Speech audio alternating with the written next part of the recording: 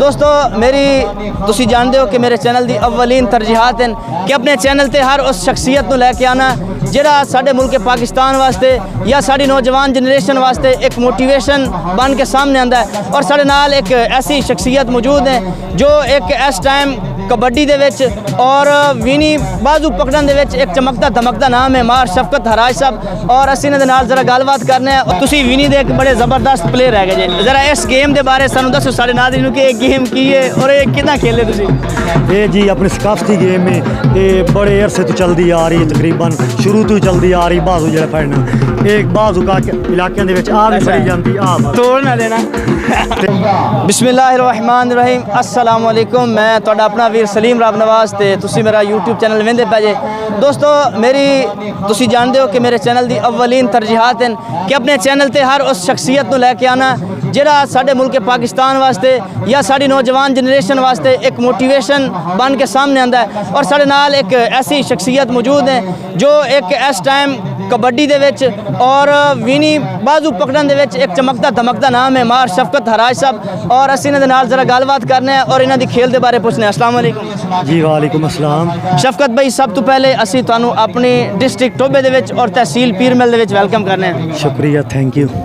शफकत भाई सानू तुसीं दसो तुसीं कबड्डी खेलना शुरू कदों कीता और तुहाडे कबड्डी दे उस्ताद कौन है? मैं 2017 ਦੇ ਵਿੱਚ कबड्डी शुरू की। मेरा उस्ताद ज़हूर सियाल ने, मेरे मियाँ चन्नू दे हैं। उस तो बाद मैं उस्ताद शहबाज बंदेश कोल भी रहा, 2-3 महीने उत्थे भी रहा। उस तो बाद इत्थे शुरू हो गया सीजन, बहुत वापस मैं गया नहीं उस्ताद शहबाज को। अच्छा, की आखदे जे तुहानू भाजी नेशनल लेवल ते किते किते खेलने का मौका मिला? मैं जी पूरे पाकिस्तान खेले, नेशनल मैं अजे तक नहीं खेली। मेरा गोडा खराब हो गया, इस वजह तो 2 साल जो मेरे तो पूरा रूज आया मेरा गोडा खराब हो गया। तो इंशाअल्लाह इस बार नेशनल जरूर खेलांगे। अच्छा, वो की रीजन बनया किस तो तुहाडा गोडा खराब होया? गोडा कैंची वजी सी टूर्नामेंट दे विच। ते की कहंदे मुस्तकबिल दे विच तुहाडी इस टाइम जेहड़ी फिटनेस है वो पहले वर्गी जा रही है या तुसी नेक्स्ट टाइम किस लेवल दा परफॉर्म करोगे? माशाअल्लाह जी, मैं हुण फिट हाँ तकरीबन। पहले वाली फिटनेस तो नहीं, तो बाकी शुक्र रब दा अल्हम्दुलिल्लाह हुण भी फिट हाँ। तो इंशाअल्लाह इस बार ये नेशनल जरूर खेलनी है। तुसी विनी दे एक बड़े ज़बरदस्त प्लेयर है जे, जरा इस गेम के बारे सानू दसो साडे नाज़रीन कि ये गेम की है और ये कितना खेले तुसी? ये जी अपनी सकाफती गेम है, ये बड़े अरसे तो चलती आ रही, तकरीबन शुरू तो चलती आ रही। बाजू जो फड़ना एक बाजू का इलाकों के आ भी फड़ी जाती आ तोड़ ना देना। तो बाज़ इलाकों के आ बाजू फड़िया जाता, तो बाज़ इलाकों के आ साहीवाल आ बाजू फड़िया। अच्छा भाईजान, तोड़ ना देना।